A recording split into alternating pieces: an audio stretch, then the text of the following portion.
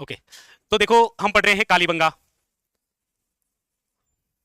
कालीबंगा के बारे में अभी तक हमने पढ़ा है कि ये हनुमानगढ़ के जिले में घग्गर नदी के किनारे, एलपी टेसीटोर ने सर्वप्रथम जानकारी, अमलानंद घोष ने 1952 में खोज, उत्खनन का कार्य बीपी लाल, बीके थापर, एमडी खर्रे। कालीबंगा स्थल जो है ये सिंधु घाटी सभ्यता का ही एक स्थल है। इसका जो समय है वो रहा है 1750 से लेकर, हाँ ठीक है। ये जो कालीबंगा स्थल है बिल्कुल ऐसा कैसा पाकिस्तान का एक स्थल है जिसका नाम है कोट दीजी। कालीबंगा जो है सिंधी भाषा का शब्द है जिसका अर्थ होता है काली चूड़ियां। ये जो कालीबंगा है यहाँ से सौंदर्य सामग्री मिली है, इसीलिए इसे क्या बोलते हैं, सौंदर्य प्रेमी सभ्यता। कालीबंगा जो है इसे डॉक्टर दशरथ शर्मा ने तीसरी राजधानी बताया है। इसे सिंधु घाटी सभ्यता की दीनहीन या निर्धन बस्ती की संज्ञा दी गई है। इसके बाद में फिर हमने कालीबंगा से रिलेटेड बातें पढ़ी है कि कालीबंगा के अंदर एक मकान कच्ची ईंटों से निर्मित है। ईंटें सूर्य की रोशनी में पकाते थे। उनका आकार 30 × 15 × 7.5 सेमी था। सूर्य की रोशनी में पकाते थे, इसलिए सूर्य ताप ईंटें। मकान की जो छत है वो लकड़ी के शहतीर से बनी हुई है। यहाँ पर जो नाली है वो पक्की ईंटों से तथा कुछ नाली जो है वो लकड़ी से निर्मित है। और ये एक विशेष यूनिक बात है। ये मकान जो है वो भूकंप आने से दरारें आ गई, भूकंप के साक्षी मिले। इस मकान के बाद में फिर जो सड़कें थी वो समकोण पर काटती है, और कौन सी पद्धति में, जाल पद्धति में, जिसे क्या बोलते हैं, ऑक्सफोर्ड पद्धति। फिर उसके बाद में पानी की व्यवस्था को लेकर भी हमने पढ़ा कि प्रत्येक तीसरे घर में क्या था, एक कुआं था। उसके बाद में फिर कृषि को लेकर भी पढ़ा कि यहाँ पर जो है वो जुते हुए खेत तो मिले मिले, लेकिन दोहरे जुते हुए खेत के साक्ष्य मिले, एक फसल के साथ एक फसल और, जिसे कौन सी पद्धति बोलते हैं, ग्रिड पद्धति। उसके अलावा यहाँ से हमें एक लिपि भी मिली, मिट्टी की एक स्लेट मिली थी जिस पर एक लिपि है, क्या नाम है, भाव चित्रात्मक लिपि। यहाँ से हमें मर्दभांड भी मिले हैं, लेकिन यहाँ पर जो मर्दभांड मिले हैं वो अलंकृत है ज्यामिति आकृति में, मतलब डिजाइन सी बनी हुई है, वही लाल और काले मर्दभांड। उसके बाद में फिर हमने यहाँ पर पढ़ा है कि कालीबंगा जो है यहाँ पर हमें अग्निकुंड के साक्ष्य मिले हैं, और वो भी कितने, 7। कालीबंगा के उत्खनन का कार्य कुल कितने स्तरों में हुआ है, 5, ये भी लिख लिया था। तो अग्निकुंड 7, यहाँ पर ऊंट की अस्थियां मिली है, इसका मतलब पशु बलि की क्या रही है, परंपरा रही है, ये भी हमने लिखा। और क्या पढ़ लिया, यही था क्या, ठीक है। वो तो 4 यूनिक बातें, दोहरे जुते हुए खेत के साक्ष्य। अच्छा, कालीबंगा जो स्थल है वो स्वयं भी तो दोहरे परकोटे से घिरा हुआ है, सुरक्षा दीवार है, दुर्गीकृत और अदुर्गीकृत है। ओके चलो लिखो, खोपड़ी मिली। लिखिएगा अगली लाइन से, जहां तक लिखा उसके जस्ट आगे लिखिएगा कपाल खंड मिला है। यहां से हमें क्या मिला है, कि कपाल खंड मिला है, खोपड़ी मिली है, और उस खोपड़ी के अंदर 6 खाडा, खाडा वाला चित्र, नहीं नहीं खाडा खड्डा, ये सब ध्यान रखो आप। जब सोगरा पूछ सकता है तो सोगरा खिला के वो खड्डे में भी डालेगा। हाँ, यहां पर जो कपाल खंड मिला है उसमें कितने छिद्र हैं, 6 छिद्र। इसे आइडिया लगाया गया था कि किसी खोपड़ी में 6 छिद्र मिले हैं, इसका मतलब कोई गंभीर बीमारी रही होगी, कोई गंभीर बीमारी रही है, 6 छिद्र किए गए हैं, इसका मतलब यहां पर जो लोग हैं वो शल्य चिकित्सा से परिचित है, और शल्य चिकित्सा की जो पद्धति है वो है ट्रेफिनेशन, इसकी जानकारी यहां से मिलती है। होने में तो ऐसा भी हो सकता है कि कोई बंदा था, ज्यादा गोचा कर रहा था, उसने छेकी से उतार दी, ऐसा भी हो सकता है, हाँ? खोपड़े में उतार दी छेकी से, लेकिन हम ऐसा क्यों सोचें, ठीक है। यहां पर हमें जो मोहरें मिली है वो याद रखिएगा बेलनाकार मोहरें मिली है। क्या मिली है, बेलनाकार मोहरें। और याद रखिएगा इस पूरी सिंधु घाटी सभ्यता के अंदर सर्वाधिक मोहरें यदि किसी प्रकार की मिली है तो वो बेलनाकार मोहरें ही है, जो कहां से मिली है, कालीबंगा से। यहां से हमें जले हुए चावल के साक्ष्य मिले हैं। किसके मिले हैं, जले हुए चावल के साक्ष्य।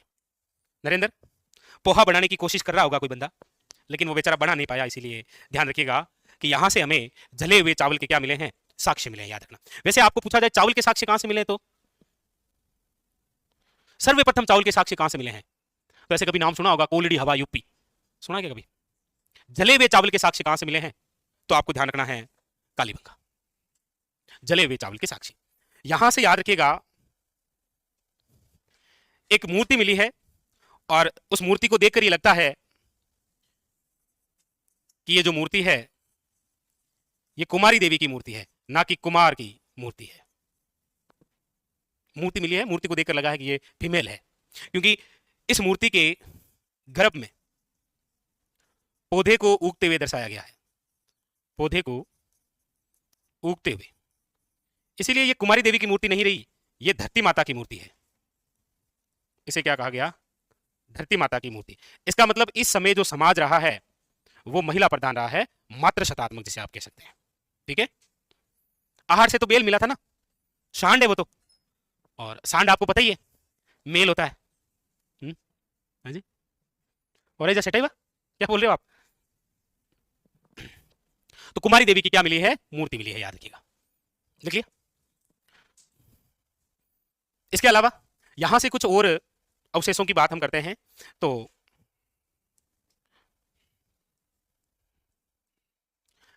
यहां पर लिखिएगा कि मर्ण मूर्तियों का अभाव रहा है, मूर्तियां नहीं मिली है यहां से। मर्ण मूर्तियों का मतलब है मिट्टी से निर्मित मूर्तियां नहीं मिली है यहां से, अभाव रहा है। मर्ण मूर्ति कला के लिए राजस्थान का कौन सा स्थान प्रसिद्ध है?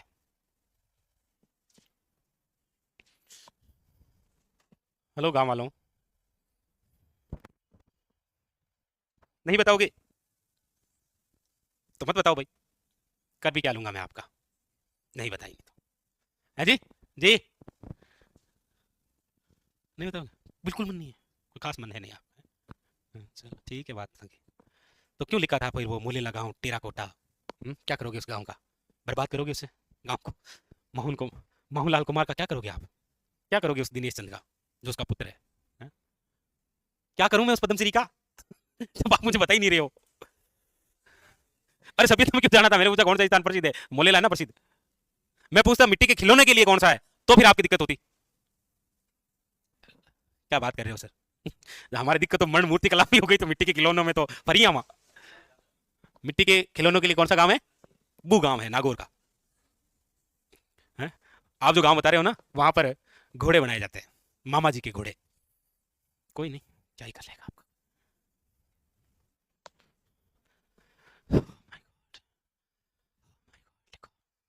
अरे नहीं लिखो, अरे को अच्छा लगेगा।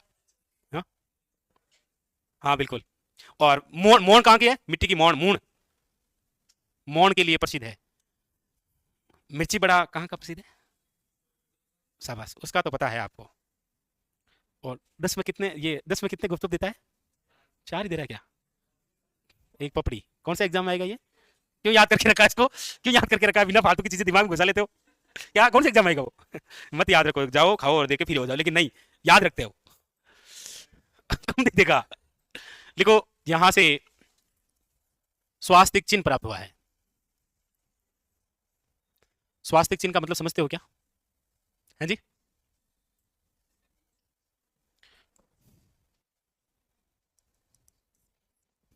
ये यहां से मिला है, लिखो स्वास्तिक चिन्ह, स्वास्तिक चिन्ह।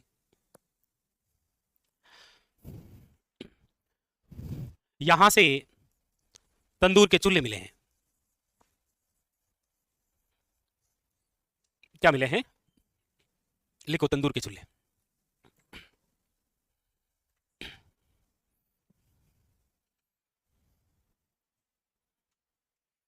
तो मर्ण मूर्तियों का अभाव रहा है, स्वास्तिक चिन्ह, हाँ क्यों बोलिए करें? क्या बोलते हैं क्या आप इसे?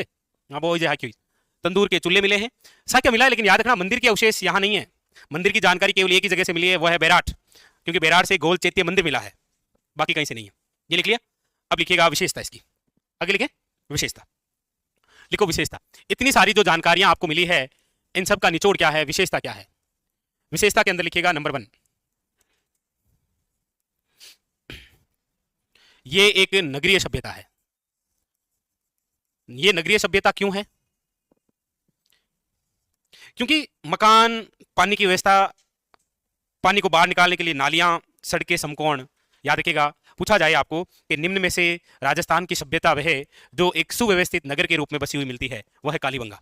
इसीलिए एक क्वेश्चन और बनता है कि सिंधु घाटी सभ्यता में जिस प्रकार सुव्यवस्थित नगर कालीबंगा है, उसी की तर्ज पर राजस्थान का कौन सा शहर बसा है? तो जयपुर। बताया तो था, सड़कें समकोण पर काटती है, देखो सड़कें, पानी की व्यवस्था के लिए नाला, नाले के पास में, पता ही आपको सब कुछ बिल्कुल व्यवस्थित है, वो बीच में थोड़ी आता है। आप जयपुर की किसी गली में एंट्री करेंगे ना, तो वो गली रुकेगी नहीं आगे, लेकिन आप ऐसी क्यों गली में जाएंगे जो रुक जाएगी? आपको सीधा सीधा जाना, कहीं नहीं रुकेगी, ठीक है? ऐसी भी गली में नहीं जाना है कि आगे जाओ और आगे धुलाई हो रही है वहीं के, हाँ ठीक है, ज्यादा सुव्यवस्थित नगर बसा हुआ, याद रखना। इसीलिए क्या ये कि नगरीय सभ्यता है। नगरीय सभ्यता नोट करके लिखो। कालीबंगा सुव्यवस्थित बसा नगर है, जहां पर पानी निकासी के लिए नालियां हैं, सड़कें समकोण पर काटती है। मतलब एक नगर जैसी क्या है, व्यवस्था है। नगर नियोजित व्यवस्था, नगर नियोजित। और इसी तर्ज पर याद रखिएगा जयपुर शहर बसाया गया है। वैसे भी आपको पता ही है जयपुर के आधुनिक निर्माता कौन है। शाबाश। हम्म, हम्म, कहीं हो, ठीक है। मिर्जा इस्माइल है जी, एमआई रोड। राजस्थान के आधुनिक, सॉरी, जयपुर के आधुनिक निर्माता, राजस्थान के आधुनिक निर्माता मोहनलाल सुखाड़िया। जयपुर के निर्माता सवाई जय सिंह, जैसे राजस्थान के निर्माता पटेल साहब। तो ऐसा क्वेश्चन आए तो ध्यान रखना, राजस्थान का एकमात्र ऐसा शहर जो नगर नियोजित व्यवस्थित के रूप में बसा हुआ है, जयपुर। जयपुर की स्थापना कब हुई थी वैसे, डेट सहित कौन बताएगा आप में से? आप में से डेट सहित कौन बताएगा? मुझे 1727 नहीं बताना ना, डेट बतानी है मुझे। 18 नवंबर, कंफर्म, ठीक है।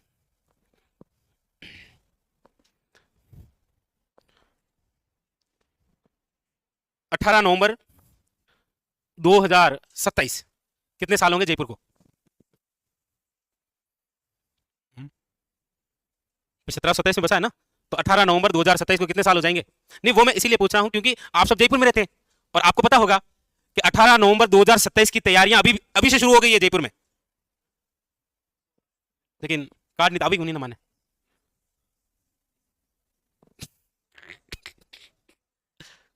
कभी ऐसे करते रहे वैसे। सर पूछ रहे हैं ना, कौन सा सर पूछ ही रहा है, ऐसे कर रहे हो, मुझे सर को भी लग रहा है अरे वो सीरियस है ये, जबकि कोई सीरियस नहीं है। तो उसकी तैयारी अभी भी चले। आपने कभी होर्डिंग देखा होगा, उस होर्डिंग पर लिखा हुआ है,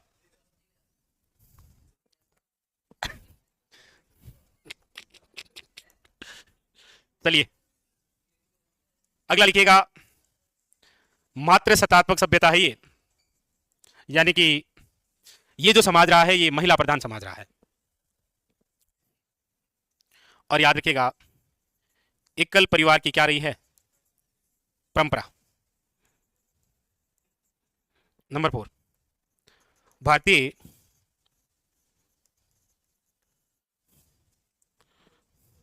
भारतीय सर्वेक्षण व पुरातत्व विभाग नई दिल्ली द्वारा कालीबंगा के उत्खनन का कार्य किया गया, इसने भी किया था।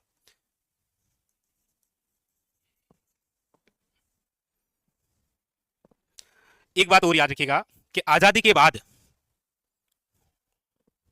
खोजा गया प्रथम सिंधु घाटी सभ्यता का कोई स्थल है तो वो यही है, कालीबंगा। नंबर 5, स्वतंत्रता प्राप्ति के बाद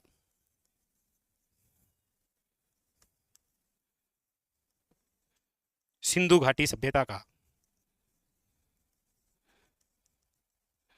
खोजा गया प्रथम स्थल कालीबंगा है? नहीं, कोई मेटर मिले को नहीं।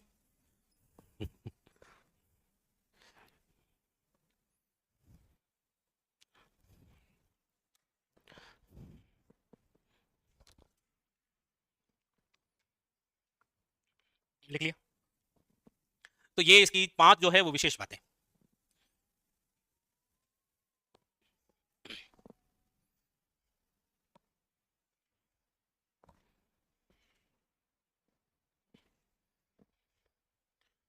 नंबर 6 करके लिख लीजिएगा, कालीबंगा संग्रहालय।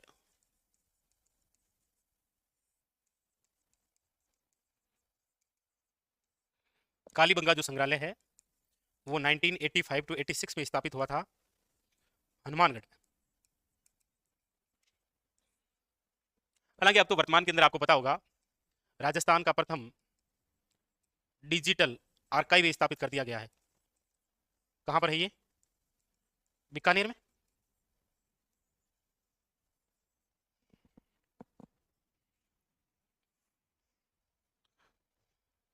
वो तो कहीं ऐसे किसी कोने में डाल देगा, ठीक है, कोने में इसीलिए डाल देना क्योंकि पिछली बार 3rd ग्रेड में आया था ये, फर्स्ट लेवल में। राजस्थान का प्रथम डिजिटल आर्काइव कहाँ स्थापित किया गया? बीकानेर में। हाँ जी, आया था ना।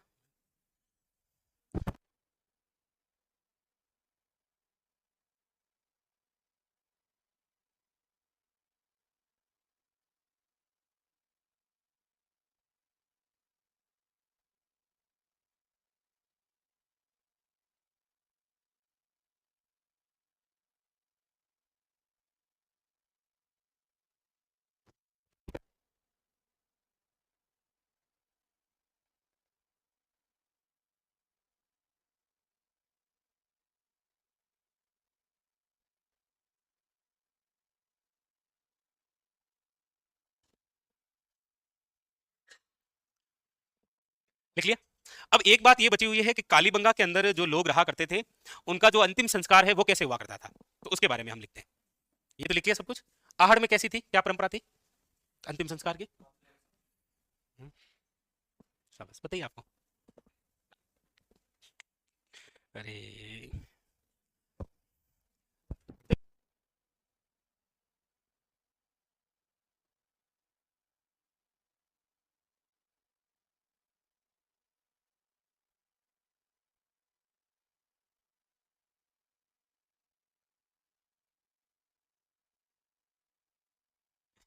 और क्या करें, आपका लिखाया तो था कि आहड़ के अंदर लोगों में पुनर्जन्म में विश्वास हुआ करता था, इसीलिए वो सऊ के साथ ही आभूषण दफनाते थे। लिखो कालीबंगा में स्वाधान। स्वाधान का मतलब है अंतिम संस्कार कैसे हुआ करता था। तो यहां पर अंतिम संस्कार का इतना लोड था नहीं, यहां के लोग अलग ही लेवल के थे। हालांकि अंतिम संस्कार के तरीके इनके पास में 3 थे, 3 प्रकार से, 3 प्रकार से ये अंतिम संस्कार किया करते थे। सबसे पहला तो है, ये एकमात्र ऐसी जानकारी जो है वो कालीबंगा से ही मिलते हैं कि यहां पर जो कब्रें थी वो चिरायु कब्रें थी। चिरायु कब्र कैसे देखो, चिरायु कब्र कैसे देखो। कोई डोकरी है, डोकरी, डोकरी चालती रही, डोकरी चालती रही, इसकी मृत्यु हो गई। ठीक है, उसके बाद में ये कालीबंगा वाले क्या क्या करते थे, एक तो ऐसे बनाया करते थे आयताकार कब्र, इसी आयताकार कब्र के पास में बनाते थे अंडाकार कब्र। एक और, ये जो डोकरी गई है इस डोकरी को तो डालेंगे किसमें, आयताकार कब्र में। तो ऐसा ये नहीं है कि बेचारा जो जीवित डोकरा है उसको अंडाकार कब्र में डाल दिया, ऐसा नहीं करेंगे ना कि डोकरी चालती रही, अब डोकर करी गई एक लो दुख पाई तो अंडाकार कब्र में लटका आज डोकरा ना, ऐसा नहीं था ना। जो डोकरी है यानी जो बुजुर्ग महिला है इसकी मृत्यु जो हुई है, इसका सऊ जो है वो तो डालेंगे किसमें, आयताकार कब्र में। और इस बुजुर्ग महिला की जो प्रिय वस्तुएं हैं, प्रिय वस्तु, उसको किसमें डालेंगे, अंडाकार कब्र में। ये जो कब्र होती है दोनों मिलकर इसे क्या बोलते हैं, चिरायु कब्र। तो बना लियो सर, मैं तो जो डोकरा निकाल दे मंडा का, अब क्या ही करेगा बेचारा। तो चिरायु कब्र, चिरायु कब्र आपको ऐसे लिखनी है। ठीक है, जो सऊ है इस सऊ के लिए तो कब्र हुआ करती थी कौन सी, आयताकार कब्र। और इस सऊ की जो प्रिय वस्तुएं हैं, प्रिय वस्तुएं, उसके लिए एक कब्र हुआ करती थी कौन सी, अंडाकार कब्र। तो आयताकार कब्र प्लस अंडाकार जो कब्र है उसे आप कौन सी कब्र कहते हैं, चिरायु कब्र।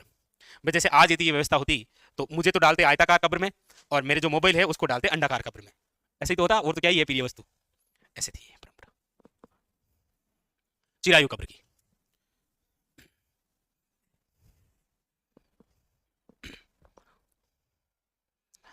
अच्छा, जब सऊ को दफनाते थे आयताकार कब्र में तो सिर किस दिशा में रखा करते थे ये, ठंडा है नहीं थोड़ी बहुत। वैसे ऐसा नहीं है कि केवल मुस्लिम समाज के अंदर ही दफनाते हैं, हिंदू धर्म के अंदर भी बहुत सारे क्षेत्र विशेष में दफनाते हैं। जगह नहीं बची ना जलाने के लिए, जगह कौन दे भाई, जलाने के लिए जगह नहीं मिलती है किसी समाज विशेष को। तो फिर, और फिर आप देखो ना, यदि किसी छोटे बच्चे की मृत्यु हुई है तो उसको जलाते थोड़ी है, उसको दफनाते हैं। तो ऐसा कोई विशेष नहीं है। तो इस प्रकार से जब सऊ हुआ करता था तो याद रखना ना, एक तो इसका सर जो है वो उत्तर दिशा में, और पैर जो है, हाँ दक्षिणी, पैर ही उल्टा कर उत्तर में थोड़ी करी कि बोरी बांध कर दे फिर, या पैर रोमा तो एक जगह लेकिन मृत्यु के बाद में शरीर अकड़ जाता है जी, सिकुड़ता नहीं है। लेकिन याद रखना, कालीबंगा में एक शव ऐसा मिला है जिसका जो सिर है वो दक्षिण दिशा में था। मन लगे कोई आप आती कोई जगह घणो नॉलेज को नो लेर घी प्रात परी क्यों गाला किया क्यों मोड़ दियो टेक दियो खुदाई में वही निकल गई। ऐसा पूछ लिया जाए ना कभी, ऐसा क्वेश्चन यदि एग्जाम में आए कोई कि शव को दफनाया गया और सिर दक्षिण में मिल गया तो कालीबंगा। और यदि कहीं और भी क्वेश्चन आ जाए कि शव को दफनाया गया और सिर इधर मिला है उत्तर में, पैर दक्षिण में, कहां पर है? कालीबंगा। थाने तो ध्यान रखना है, यदि लाश को अंतिम संस्कार थाने पूछ रही है तो वो कालीबंगा ही पूछ रही है। ठीक है, हाँ नहीं नहीं, वर्तमान में तो ये पद्धति जो लिखी है ना ये बिल्कुल सही है, लेकिन कालीबंगा में एक शव ऐसा मिला है जिसमें सिर दक्षिण में मिला है, बाकी पद्धति तो यही है। इसको याद रख देते हैं, पीडीएफ में काम आ जाएगी इसमें डोकरी, ठीक रहेगा, अच्छा लगेगा, मतलब ठीक है, समझ में आ जाएगा जी, बढ़ाया बढ़ाएगा। देखो नंबर दो पांच आ जाओ, सही है, मतलब आयताकार कब्र में डोकरी को डाल दिया और पास में अंडाकार कब्र में इसकी प्रिय वस्तु ऐसी डाली, क्योंकि इनमें विश्वास था कि डोकरी पाछे आए और क्या कहते मखड़ा तो कहते हैं पास में ही है, और यो बिल्कुल हो सकता है सर, भी अगर काटिए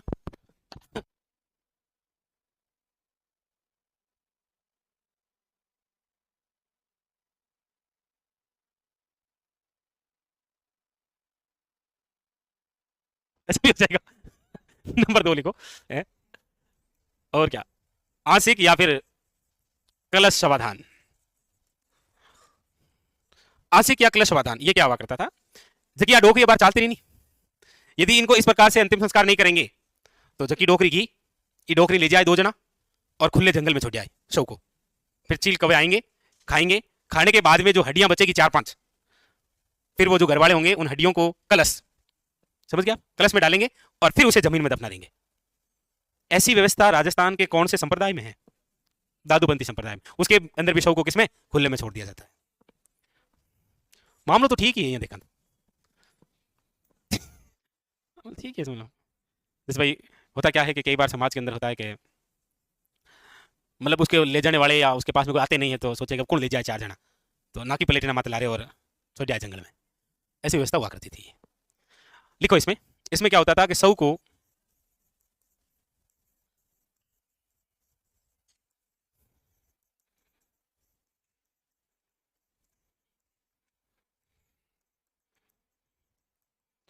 जानवरों के लिए, ऐसी व्यवस्था याद रखिएगा, कौन से संप्रदाय में है? दादूपंथ। दादूपंथ के फाउंडर कौन है? हाँ जी, संत दादू दयाल। ये काई करो हम दे एन काई करो हड़ाली काई करो बेटी बाप, मतलब दादूपंथ की स्थापना के कौन बताऊं काई करो रे। मुझे लगता है वो जो कपालखंड लिखा है वो आपने अपना देख लिया होगा, बा 6 छिद्र किए हुए हैं, सब निकल गया बाहर ऐसा भी नहीं करना होता भाई, हम दिया हड़ाल कर दूंगा। ऐसे कई बार ऐसे पूछते हैं तो सुन सा हो जाता है कपालखंड। लिखो फिर नंबर 3, और ये है आपके प्रतीकात्मक या फिर समाधि समाधान।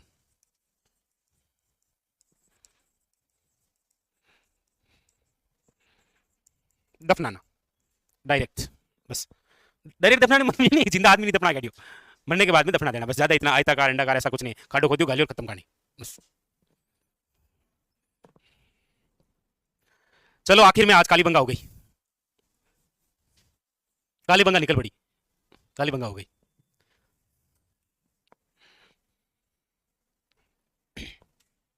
देखो हमारी टेक्निकल टीम तो लगी हुई है, तो वो जो की समस्या है आपकी वो देख ही रही है, ठीक है। फिर क्या है कि ये जो टेक्निकल इश्यू होते हैं ना ये इतनी जल्दी सॉल्व होते नहीं है, और फिर हम जिन माध्यम से जुड़े हुए हैं वो एक नेटवर्क ही तो है, और नेटवर्क तो कभी भी छोड़ सकता है, कभी भी ऊपर नीचे।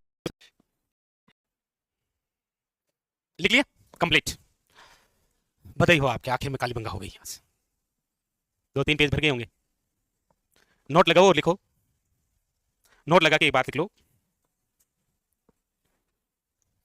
या आप में से कोई बता देगा इसका आंसर?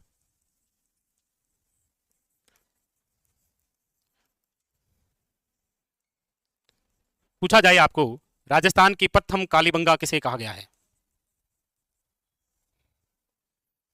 बताएंगे आप? यस, सोंथी सभ्यता, बीकानेर।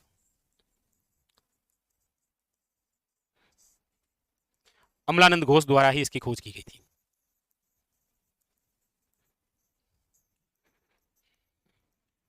कालीबंगा से पहले इस स्थान को खोज लिया था।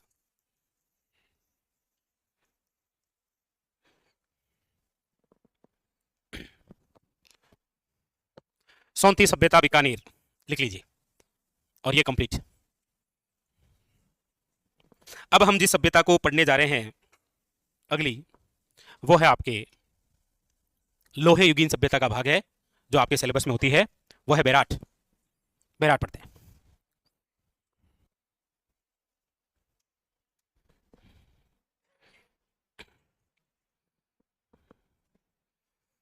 लिख लिया ना सबने?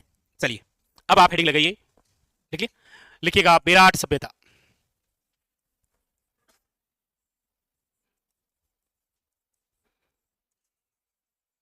बेराट। देखिए आपके सिलेबस में दो तो ताम्र पाषाण कालीन होती है, एक तो आहड़ और एक गणेश्वर। एक कांस्य युगीन होती है कालीबंगा, और एक होती है लोहे युगीन सभ्यता। कौन सी? बेराट। बेराट सभ्यता कहां पर है ये बेराट? तो लिखिएगा बेराट, बेराट में है भाई। बेराट कहां पर है? बेराट में जी। बेराट सभ्यता कोई पूछे तो कहां पर है? बेराट में। बेराट कहां पर है? याद रखिएगा कोटपुतली में। कोटपुतली जो है ये प्रारंभ में जयपुर का हिस्सा था, आज वर्तमान में ये स्वयं कोटपुतली बहरोड के नाम से जिला है। ठीक है, जयपुर।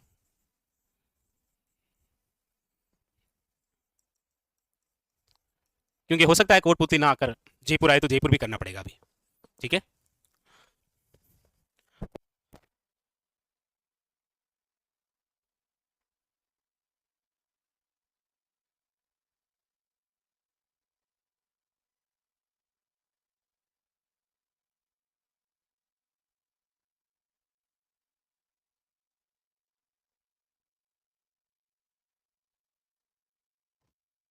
नहीं नहीं, आपको सीरियसली नहीं सोचना था।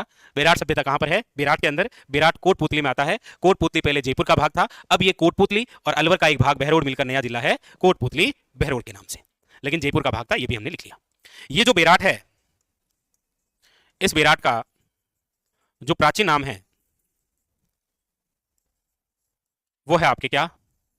विराटनगर। क्या है? विराटनगर। इसका प्राचीन नाम विराटनगर है, और ये जो विराटनगर है ये मत्स्य जनपद की क्या है? राजधानी है। एक अभी एग्जाम में क्वेश्चन आया था, मतलब पता नहीं किस आरएस में आया क्या, किच्चक का महल कहां है? आरएस में आया था क्या? किच्चक का महल कहां है? तो ये जो विराटनगर है ना, इसी विराटनगर के राजा विराट थे। राजा विराट के पास में ही, आपको पता हो तो, पांडवों ने अपना अज्ञातवास व्यतीत किया था। उसी राजा विराट का साला था, उसका नाम था किच्चक। उसी के लिए महल बनाया गया था, किच्चक का महल, जो कि कहां पर है? विराट में। ऐसे क्वेश्चन, हालांकि ये तो नहीं पूछना चाहिए था, वो तो साला आया तो पूछ लिया। और साली का क्या हुआ फिर? साली का बनाया उसका क्या है फिर? हाँ?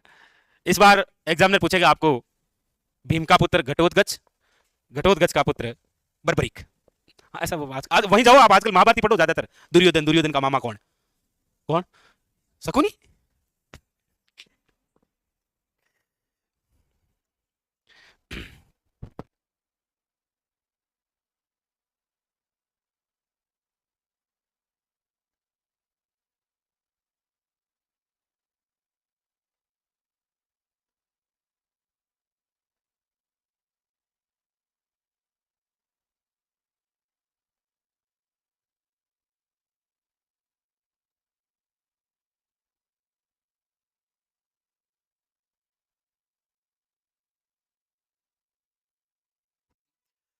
उसकी पद्धति मुझे ठीक लगी, लेकिन ऑफलाइन में अपनाऊंगा मैं। विराटनगर, जो कि मत्स्य जनपद की क्या थी? राजधानी। हम आगे महाभारत की पूरी बात करेंगे। ठीक है, ये तो बात हुई कि ये कहां पर है, किस प्रकार से। ठीक है, दूसरी बात है कि ये जो विराट सभ्यता है ये किस प्रकार की एक सभ्यता है? तो याद रखिएगा, लोहे युगीन सभ्यता। किस प्रकार की सभ्यता है? लोहे युगीन सभ्यता लिखो, लोहे से संबंधित। फिर जो अगली बात है, इसका जो समय है वो समय रहा है 600 ईसा पूर्वी से 322 ईसा पूर्वी। ये इसका क्या रहा है, समय रहा है विराट सभ्यता का, विराट सभ्यता का। लिखो। तो समय तो आपको लगभग सभी का ध्यान ही रखना है, थोड़ा सा ध्यान में रखना है इसको।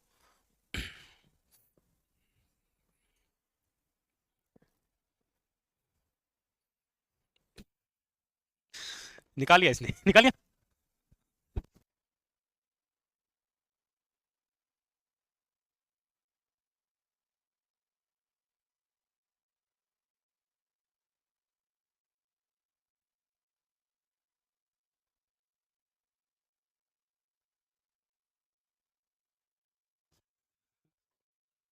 लिख लिया। तो विराट सभ्यता कहां पर, लोहे युगीन सभ्यता और समय।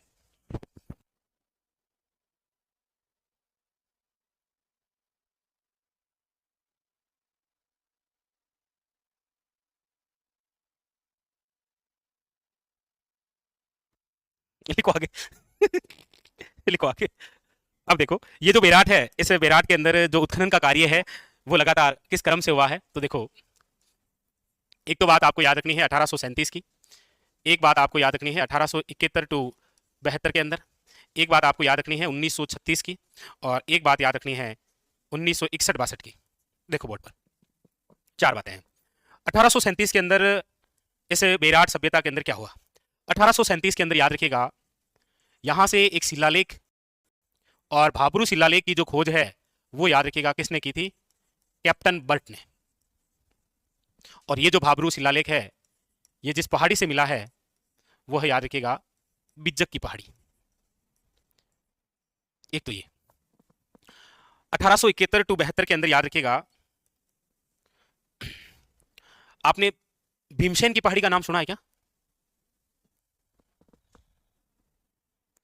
चलो, हमने पढ़ा था कि भारतीय पुरातत्व और सर्वेक्षण विभाग की जो स्थापना है वो कब हुई थी। हम्म, कब हुई थी। और राजस्थान पुरातत्व और सर्वेक्षण विभाग की स्थापना कब हुई थी।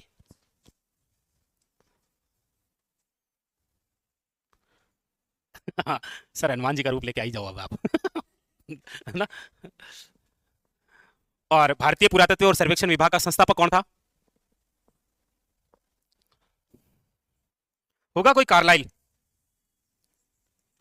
1871 टू 72 के अंदर अशोक का दूसरा शिलालेख खोजा गया। तो पहला कौन सा, ऊपर वाला भाबरू शिलालेख, इसके बारे में चर्चा करेंगे हम आगे भी।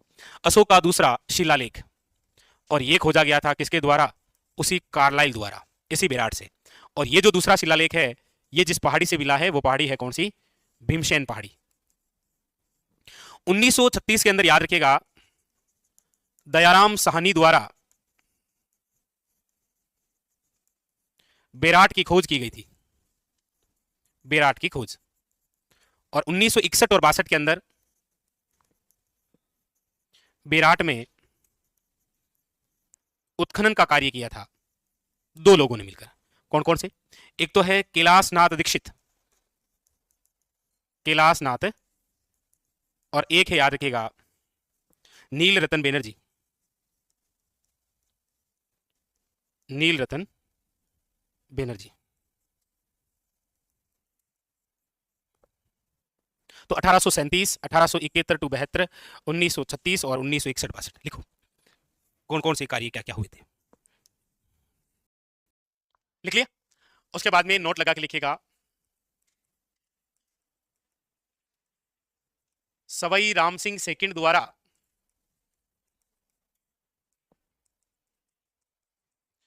किताजी खंगारूत द्वारा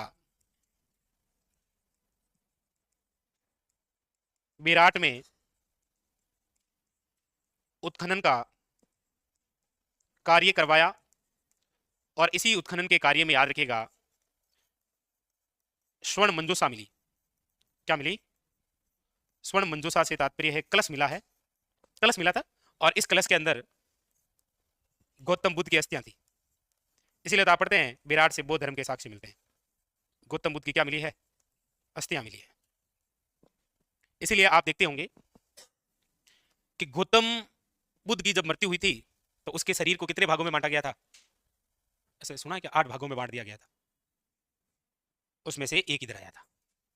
सोचो कैसे बहते बहते वो कलश यहां आ गया। हम्म,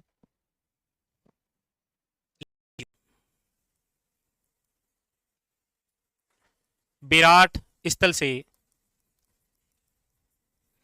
प्राप्त साक्ष्य, अवशेष या जानकारी।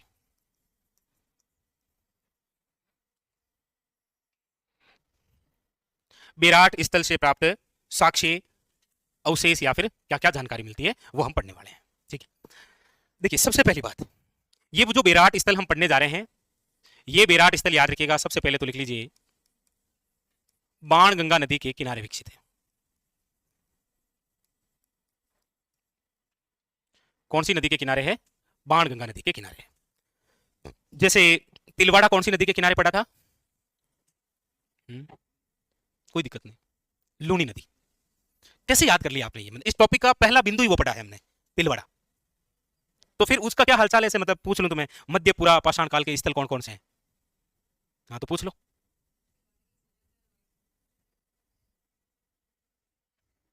वो उसके है मध्य पाषाण काल के, मध्यपुरा पाषाण काल के स्थल कौन कौन से हैं?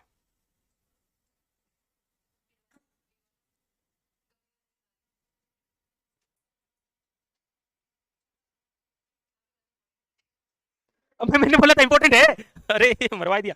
मैंने कहा यही इंपॉर्टेंट है, यही क्वेश्चन आता है ऐसे, इस स्थलों से ही क्वेश्चन आएगा कि कौन सा नहीं है। करे क्या है। तो देखिए बाणगंगा नदी के किनारे है। देखो ये जो बाणगंगा नदी है, इसे आप बोलते हैं अर्जुन की गंगा। अर्जुन की क्या बोलते हैं? गंगा। और ये जो बाणगंगा नदी है, याद रखिएगा, महाभारतकालीन, महाभारतकालीन नदी है। कौन सी? बाणगंगा नदी। लिखिएगा बाणगंगा नदी महाभारतकालीन है।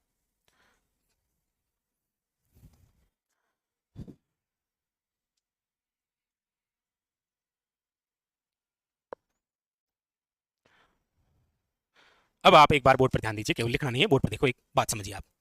इसी विराट से हमें टोटल 36 मुद्राएं मिली है। विराट से कुल कितनी मुद्राएं मिली है?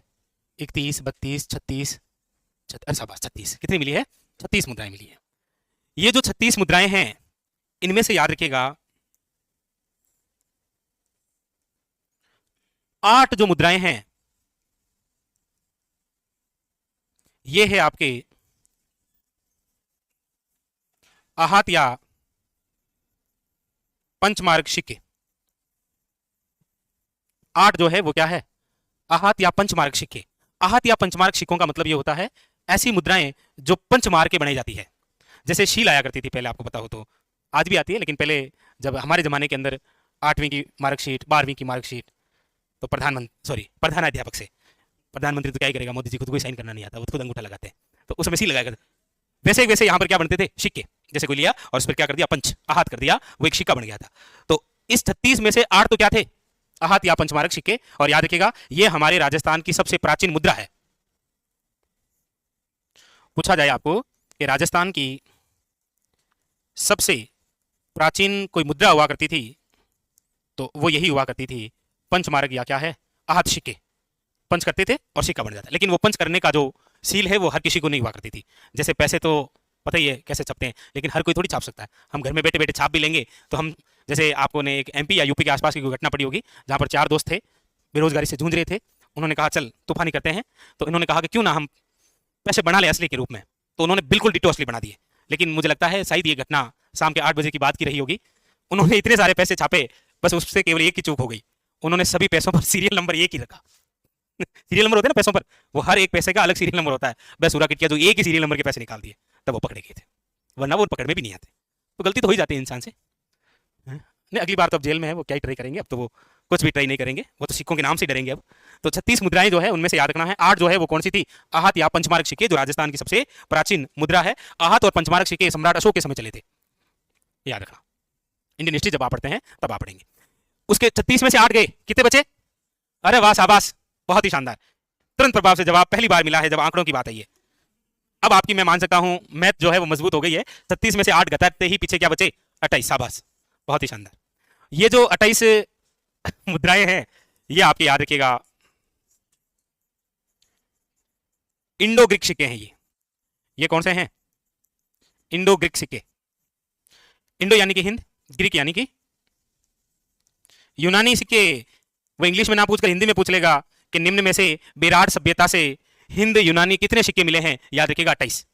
ये जो 28 इंडो ग्रीक सिक्के हैं या जिसे आप कहते हैं हिंद यूनानी सिक्के, इनमें से आपको याद रखना है 16 सिक्के जो हैं वो मिले हैं किसके? याद रखिएगा यूनानी राजा मिनेंडर के सिक्के हैं। ये यूनानी राजा मिनेंडर के सिक्के हैं। और ये जो 16 सिक्के मिले हैं ये एक साथ में मिले हैं।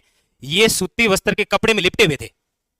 मुझे लगता है यूनान का कोई बंदा यहां आया, फर्स्ट तो उस समय हुआ नहीं करते थे, तो आप देखेंगे प्राचीन समय के अंदर मतलब दादा परदादा जो पैसे रखा करते थे ना वो कपड़े में बांध कर रखा करते थे। हालांकि दादा करने तो जुगाड़ हो धोती, धोती वाला एक चोला बांध रख लेता, पाचड़ गा लेता। हालांकि दादी के पास में भी जुगाड़ था, ओढ़नी ओढ़नी में लपेट के रख लिया करता, नहीं तो टुक्की में गा लेती, जो भी हो मामलो। लेकिन कोई राजा आया होगा यूनान से मिनांडर और उसके पास में पैसे रखने के लिए एक स्पेशल जो थैली हुआ करती थी वो सूती वस्त्र की बनी हुई थी। उस जमाने में सूती वस्त्र बहुत महंगा था, तो सूती वस्त्र जो था उसके अंदर ये सिक्के मिले। हो सकता है कि कोई बंदा आया, उसके सिक्के थे एक जेब में, वो कहीं गिर गए, वापस खुदाई में मिले, तो वो एक साथ मिले। कितने? 16। उन पर जो थी यूनानी राजा कौन था? मिनांडर। और ये सारे के सारे सिक्के किसमें लिपटे हुए मिले थे? सूती वस्त्र में। इसीलिए आप देखेंगे कि हमारे राजस्थान के अंदर 2 ऐसे स्थल हैं जहां से सूती वस्त्र के साक्ष्य मिलते हैं। एक तो आपको याद रखना है बेराट है, और एक हम कौन सा पढ़ के आते हैं? बताइए, आपको तो पढ़ के आए ना? कुछ तो सोच रहे हैं क्या वाक्य में सूती वस्त्र में पढ़ के आया था कि कल दुकान पर जाते समय कह दिया था सूती वस्त्र का दिखाना? तो कंफ्यूजन तो नहीं है ना कोई? याद रखिएगा ये जो मुद्राओं से रिलेटेड बात है ये सारी सारी इंपॉर्टेंट है, सूती वस्त्र के कपड़े तक लिखो। ये लिखो सारी बात जी, ये बहुत इंपॉर्टेंट है भैया ना। अगली लाइन से लिखो, बेराट स्थल से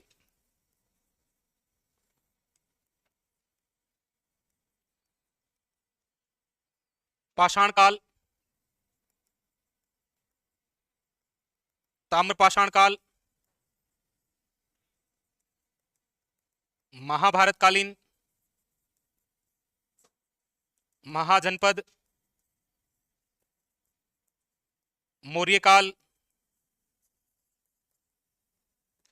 महाजनपद के बाद में लिखना है बौद्ध धर्म, बौद्ध धर्म,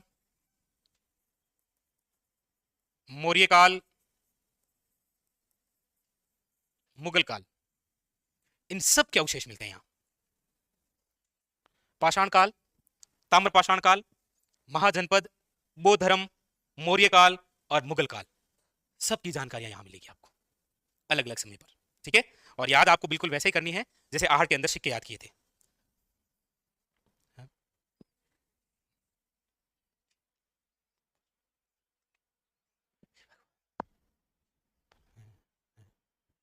नहीं, ऊपर वाले से दुआई मांग रहा हूं आपके लिए, क्योंकि मुझे लगता है आपको दवा की नहीं दुआ की जरूरत है।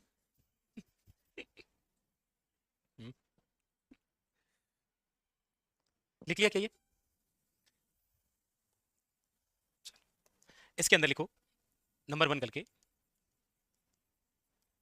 पाषाण काल के साक्ष्य।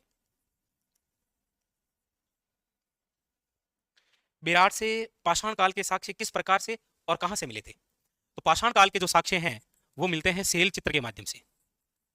सेल चित्र क्या होते हैं?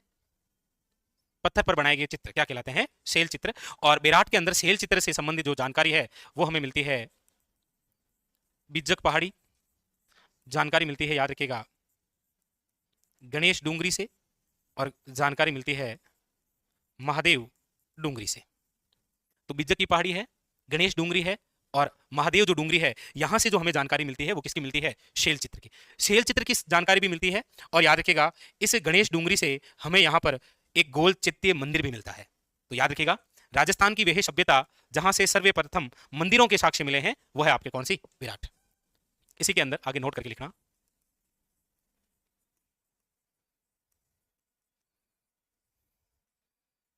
मंदिर की जानकारी लिखिएगा कि गोल चित्तीय मंदिर। जैसा कि हमने पढ़ा भी था कि आहड़ जो है वो आपके आहड़ जो है वहां से हमें बेल मिला है। क्या मिला है? इसीलिए क्या बोलते हैं आहड़ सभ्यता को? शाबाश, बनासियन बुल। क्या बोलते हैं? बनासियन बुल बोलते हैं, बिल्कुल सही। ठीक है।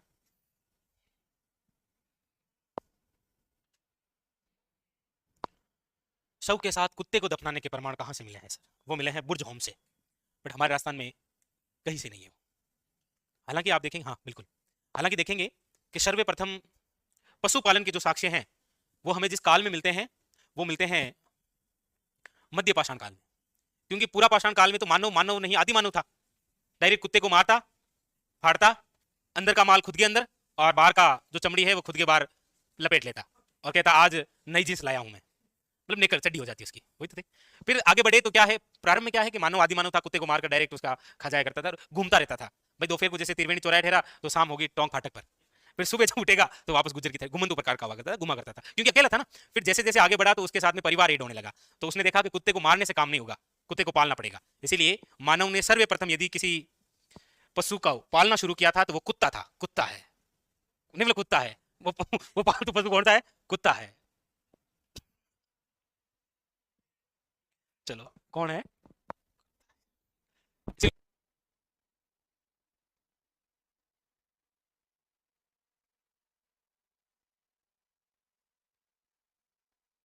ऐसा सीरियस मत हो जाना कि सर मेरे घर के बाहर भी यही लिखा हुआ है कि यहाँ कुत्ते रहते, थोड़ा सावधान। नंबर 2 लिखिए, ताम्र पाषाण काल। ताम्र पाषाण काल।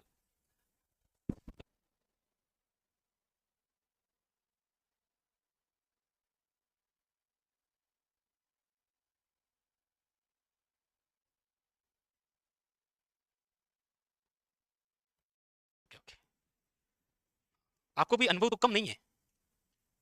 ताम्र पाषाण काल, ताम्र पाषाण काल, ताम्र पाषाण काल की भी यहां से जानकारी मिलती है। किस प्रकार से मिली? यहां पर यह मिली है कि यहां से हमें कुछ भाले और कुछ कुल्हाड़ी जो है वो आपके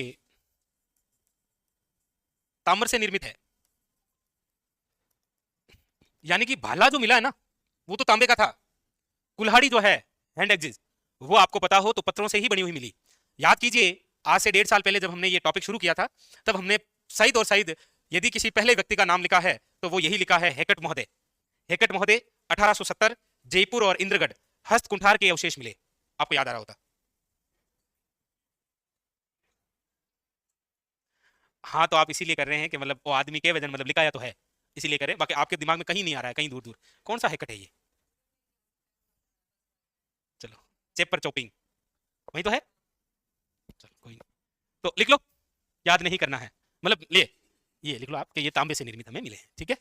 उसके बाद में फिर लिखिएगा आप नंबर 3। नंबर 3 में आप लिखिएगा महाभारत कालीन, या इससे पहले लिखा है महाजनपद। महाकाल नहीं है, अरे महाकाल कहाँ आ गया? महाजन, अच्छा महाभारत कालीन, ठीक है लिखो, महाभारत कालीन लिखो, महाभारत कालीन। महाभारत कालीन के साक्ष्य और अवशेष कौन कौन से मिले थे? तो एक तो याद रखिएगा पांडवों ने अपना अज्ञातवास जो है, पता ही होगा आपने, महाभारत तो सुनी होगी या किसी से देखी या किसी से सुनी कि मतलब महाभारत पांडवों व कौरवों के मध्य एक बहुत भीषण युद्ध है जिसके अंदर पहले पासे फेंके जाते हैं, पासों के माध्यम से कौरव जीतते हैं और पांडवों को 12 वर्ष का तो वनवास लगता है और 1 वर्ष का क्या लगता है? अज्ञातवास। उसमें ये एक शर्त होती है कि यदि उनको अज्ञातवास में पहचान लिया गया तो फिर वापस वही तैयारी है। यदि आप चूक गए 17 जनवरी 2026 से तो फिर वापस वही तैयारी है 2028 की, ठीक है, चूकना नहीं इस बार जो भी आपकी डेट है। और उसी बीच पांडवों ने अपना जो अज्ञातवास है ये जहां व्यतीत किया था वो किया था बेराट में। और बेराट में जो व्यतीत किया, आज हम बेराट पढ़ रहे हैं, इस बेराट का प्राचीन नाम तो क्या था? विराटनगर। इसका जो प्राचीन नाम है वो क्या है? विराटनगर। तो इन्होंने बेराट में व्यतीत किया। बेराट का प्राचीन नाम क्या था? विराटनगर। और विराटनगर के ही राजा कौन थे? राजा विराट। राजा विराट के पास इन्होंने अपना क्या व्यतीत किया था? अज्ञातवास। यही काफी जानकारी है महाभारत की। तो बाकी इसके अलावा अवशेष जो है वो आपको मिलेंगे। अच्छा, एक अभी क्वेश्चन आया था एग्जाम के अंदर, ये जो राजा विराट है ना, इसी राजा विराट का एक साला था, साला नहीं मतलब वो साला, उसका नाम था किचक। इसके नाम से महल बना हुआ है यहाँ। किचक का महल कहाँ है? विराट में। किस एग्जाम में आया था? आरएस में आया था क्या? था तो सही। लेकिन अब साला पूछा, साली का पूछ लिया तो वो तो साला पढ़ के गए, आप साली का पूछ लिया तो वो पूछ सकता है, उसका भरोसा नहीं है ना। इसके अलावा महाभारत कालीन अवशेष की हम बात करते हैं यहाँ से, तो बाणगंगा नदी हमें बताती है, बाणगंगा नदी महाभारत कालीन नदी है। इसके अलावा यहाँ से एक भीमलत जलाशय है, भीमलत जलाशय है, भीम डूंगरी भी है।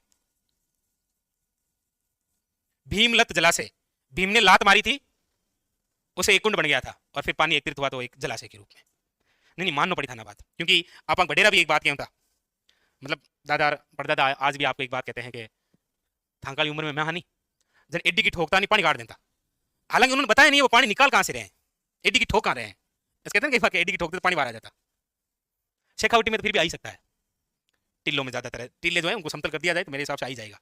लेकिन एड्डी की तो क्या ठोक है, ऊपर ही तो है पानी, इतना गहरा नहीं है। एक तो महंगा नहीं बोले एड्डी की क्यों मशीन नहीं लगाओ बोले 1000 फुट तक होना शांतो ही तो भीम ने गुस्से में क्या है लात मार दी थी ऐसे ही, तो बस भीम को गुस्सा जल्दी आता था भीम का। हाँ हाँ हाँ जी, आगे चले। लिखिए नंबर 4, 3 हो गया ना, 4 लिखिएगा महाजनपद। वैसे कुल कितने महाजनपद हुए हैं? इनकी संख्या थी 16। महाजनपद में से एक दो जनपद जो है जिसका नाम है मत्स्य जनपद। इस मत्स्य जनपद की जो राजधानी है वो हुआ करती थी कौन सी? विराटनगर। और इसी विराटनगर को ही आज वर्तमान के अंदर हम जिस रूप में पढ़ रहे हैं वो कौन सा है? विराट। इसका मतलब यहां से ये भी एक जानकारी हमें मिलती है। ठीक है, हाँ ठीक है सुनील कुमार, बिल्कुल गुलशन सिंह, इनकी काफी जानकारी है, इनको लिख लिया। अब उसके बाद में लिखिएगा यहां से जो हमें जानकारी मिलती है वो है आपके नंबर 5 बौद्ध धर्म। बौद्ध धर्म की जानकारी, बौद्ध धर्म की जानकारी में जैसा एक तो हमने शुरू में लिख लिया था कि सवाई राम सिंह सेकंड ने उत्खनन का कार्य करवाया था, एक कलश मिला था, गौतम बुद्ध की अस्थियां थी, इसीलिए उसे स्वर्ण मंजूषा कहा गया। लेकिन उसके अलावा भी बौद्ध धर्म की जानकारी यहां से, जैसे विराट में बहुत सारे क्या बने हुए थे? बौद्ध मठ, बहुत सारे स्तूप कह सकते हैं आप, और बहुत सारे क्या बने हुए थे? बौद्ध विहार। इसीलिए तो आप जब टॉपिक पढ़ते हैं पर्यटन, तो पर्यटन में आप पढ़ते हैं कि चाइना और इन जैसे देशों को यहाँ राजस्थान में पर्यटन की दृष्टि से खींचने के लिए एक सर्किट बनाया गया है जिसका नाम है बुद्धा सर्किट। बुद्धा सर्किट का मतलब यह है कि बौद्ध धर्म से संबंधित जानकारी पूरे राजस्थान में 2 जगह है। एक तो हम जो पढ़ रहे हैं विराट है, और एक है आपके झालावाड़ जहां पर आप पढ़ते हैं कोलवी की गुफाएं, बोलती हुई गुफाएं जिन्हें आप कहते हैं। तो 2 स्थानों को मिलाकर एक सर्किट बनाया गया है बुद्धा सर्किट। तो विराट के अंदर ये जानकारी इस प्रकार से है। लेकिन डॉक्टर दशरथ शर्मा एक बात कहते हैं कि विराट के अंदर ये जो बौद्ध मठ थे, इन बौद्ध मठों को नष्ट कर दिया। और ये बौद्ध मठों को नष्ट करने वाला जो व्यक्ति था वो था हूण शासक जिसका नाम था मिहिरकुल। हूण शासक जिसका नाम क्या है? मिहिरकुल। ये जानकारी जो है वो कौन देता है? डॉक्टर दशरथ शर्मा। और साथ में एक बात आपको याद रखनी है कि यहां पर बौद्ध मठ थे, इसकी जानकारी कौन देता है? इसकी जानकारी देता है हैंगसांग, चीनी यात्री, जिसकी एक पुस्तक है, क्या नाम है? शी यूंग की। हैंगसांग जो है वो भारत कब आता है? सुबह 4 बजे। अच्छा, हर्षवर्धन के समय आता है। अच्छा क्वेश्चन है। इसीलिए आप देखेंगे कि हैंगसांग ने इस विराट को एक नाम दिया था, और हैंगसांग ने अपनी पुस्तक में लिखा कि आप जो विराट पढ़ रहे हैं ये विराट नहीं है,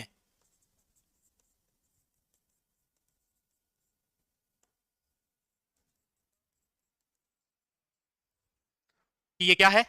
क्यों, ये तो पोरलिया टोली है। क्या टोली? इसीलिए तो मैंने पूछा था भीनमाल का नाम क्या दिया था हैंगसांग ने, ये विराट का दिया।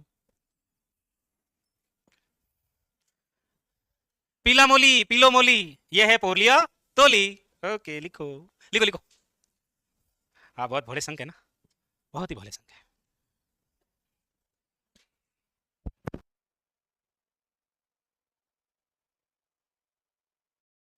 मौर्यकाल। मौर्यकालीन जानकारी, मौर्यकालीन जो जानकारी है वो यहां से मिलती है भाब्रू शिलालेख। कौन सा शिलालेख है? भाब्रू शिलालेख। ये भाब्रू शिलालेख जहां से मिला है वो है आपके बिज्जक की पहाड़ी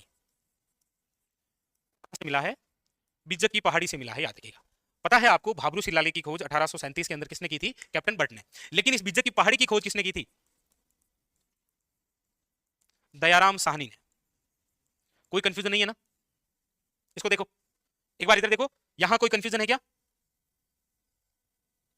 मुझे किस बात का टेंशन है बताऊं आपको लेकर?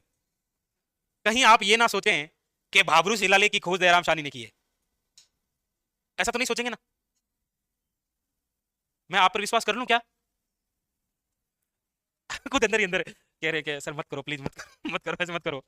तो याद रखना, भाब्रू शिलालेख की खोज किसने की थी? कैप्टन बट ने। लेकिन भाब्रू शिलालेख जहां से मिला है बिज्जक की पहाड़ी, उस बिज्जक की पहाड़ी की खोज किसने की थी? दयाराम साहनी ने। अब देखो इधर, आपको यह भी नहीं सोचना है कि भाब्रू शिलालेख मिला है बिज्जक की पहाड़ी से। बिज्जक की पहाड़ी की खोज की है दयाराम साहनी ने 1936 में, और भाब्रू शिलालेख की खोज हो गई 1837 में। तो पहले भाब्रू शिलालेख मिला, फिर बिज्जक की पहाड़ी मिली। बिल्कुल सही है, उन्होंने केवल शिलालेख खोजा था। दयाराम साहनी ने आपको यह बताया कि यह शिलालेख बेराट से तो मिला ही है, बेराट में कौन सी पहाड़ी से मिला है? बिज्जक की पहाड़ी से। समझे? विश्वास कर तो लिया है मैंने। देखो, ये जो भाब्रू शिलालेख है ये आपके याद रखिएगा बेराट से प्राप्त है। कलकत्ता में, कलकत्ता जो संग्रहालय है ना, कलकत्ता संग्रहालय, वहां पर ये वर्तमान में रखा हुआ है। इसीलिए जो भाब्रू शिलालेख है इसे आप बेराट कलकत्ता शिलालेख कहते हैं। क्या कहते हैं? बेराट कलकत्ता शिलालेख भी कहते हैं। और ये जो भाब्रू शिलालेख है, इस भाब्रू शिलालेख के अंदर ये जानकारी मिलती है। क्या जानकारी मिलती है? इसके अंदर जानकारी है कि बौद्ध धर्म के 3 रत्न हुआ करते थे। कौन कौन से? बौद्ध धर्म के 3 रत्न। अब आप ऐसे मना नहीं कर सकते मुझे, बताओ क्यों? क्योंकि कम से कम सीटी जब पड़ी है तो हल्का हल्का सा इंडिया जीके तो इतना तो पड़ी होगा ना। शाबाश, करिए, प्रयास करिए, प्रयास करिए।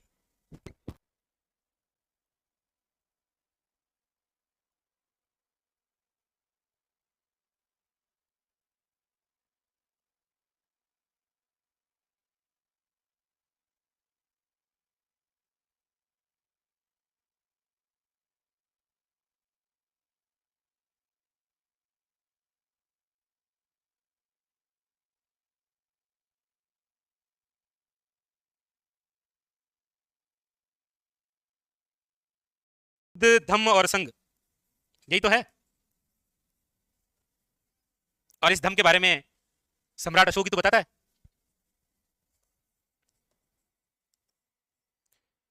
अगली लाइन से लिखना है। ये जो शिलालेख है ये किसका है?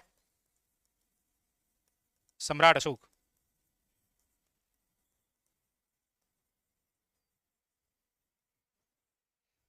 सम्राट अशोक खूंखार था, अपने 99 भाइयों की हत्या की थी इन्होंने, एक को छोड़ दिया था।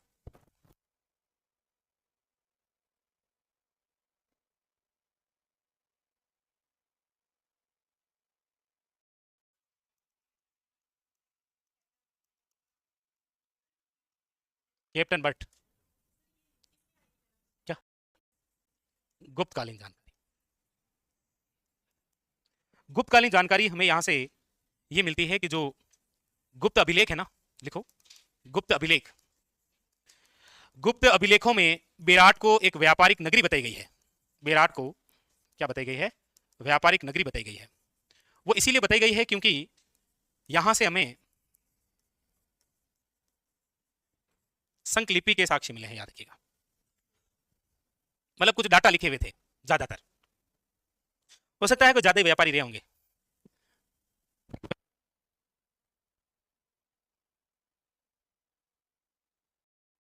ये कंप्लीट होते ही तो आपके ये टॉपिक पूरा होगा ना, मुगल कालीन। और मुगल कालीन साक्ष्यों के रूप में यहां से ये मिलता है, एक टकसाल मिलती है यहां, टकसाल जहां पर सिक्के ढाले जाते हैं। और इस टकसाल का जो निर्माण है वो किसने करवाया है? अकबर ने। वैसे भी आपको पता ही है कि अकबर ही, और यहां पर भारमल अकबर की अधीनता स्वीकार करता है। तो अकबर ने यहाँ पर क्या बनाई, टकसाल। और इसी टकसाल से याद रखिएगा तांबे के सिक्के चलाए थे, और तांबे के जो सिक्के चलाए थे वो 3 मुगल शासकों ने चलाए थे। अकबर ने चलाया, अकबर के बेटे ने भी चलाया, और इसी के बेटे ने भी चलाया जिसका नाम है जहांगीर। हाँ, अकबर का बेटा जहांगीर, जहांगीर का बेटा कौन, शाहजहां। क्या वो अरे कोई नहीं रे, बस कुछ नहीं हो जाता ऐसा। अकबर, जहांगीर और शाहजहां, इन तीनों ने यहाँ पर तांबे के सिक्के निकाले थे इसी टकसाल से। ठीक है, चलिए कंप्लीट। तो इसी के साथ में ये आपका जो टॉपिक है, ये बेराट, ये गणेश्वर, ये आहाड़, ये कालीबंगा क्या कर लेगी आपकी। तो सारा कंप्लीट हो चुका है ये टॉपिक। ठीक है, जो जो सभ्यताएं होती है वो कंप्लीट हो चुकी है। आपको ऐसा लगे कि नहीं सर कुछ थोड़ा और तूफानी होना चाहिए इसमें, तो और तूफानी कर देंगे। आप यदि कहेंगे नहीं सर कुछ अलग ही करो, तो अलग कर देंगे। लेकिन वो जो भी करेंगे वो करेंगे कल, आज नहीं कर पाएंगे।